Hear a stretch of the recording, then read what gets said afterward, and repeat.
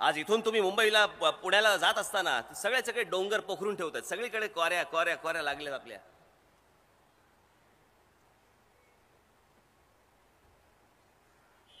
मी मध्यंतरी एक फिल्म पाहिली, डॉक्युमेंटरी फिल्म पाहिली, बुचर गार्डन नावाची. बुचर नावाची एक फॅमिली आहे कॅनडामधली, बुचर गार्डन. हे तुम्हीही करू शकता.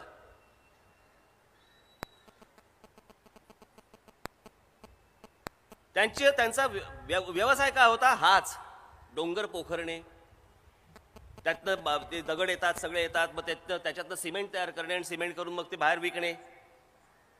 ते सगळे पोखरलेले डोंगर बघता बघता एके दिवशी त्या बुचरच्या फॅमिली, त्यांची जी पत्नी होती त्या पत्नीने विचारलं, हे किती दिवस चालणार? तिच्या नवऱ्याला विचारलं, हे किती दिवस चालणार? आपण हे निसर्गाने सगळ्या गोष्टी दिलेल्या आहेत, हे तुम्ही पोखरत पोखरत पोखरत हे किती दिवस करणार आहात? याच्यातनं किती दिवस पैसे घेणार आहात आपण? नवरा समंजस होता.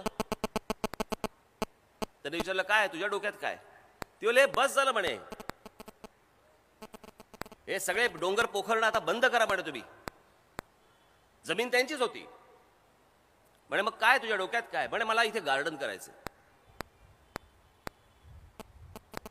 मी निवडणुका होऊ देत, मी इथे सांगीन कोणाला तरी, याच जागी इथे स्क्रीन लावा मोठा आणि तुम्ही ते बघा.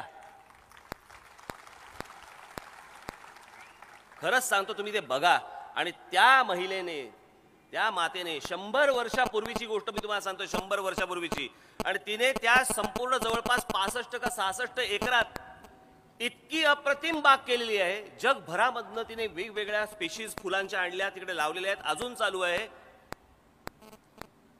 ते बुचर आता ते नवरा बायको ते गेले, त्यांचा मुलगा ते सांभाळायचा, मुलगा आणि त्यांची सून ते गेले, त्यांचा मुलगा आता आलाय, तो आता ते गार्डन सांभाळतोय. ही घराणेशाही चालेल, पण राहुल गांधीची चालणार नाही.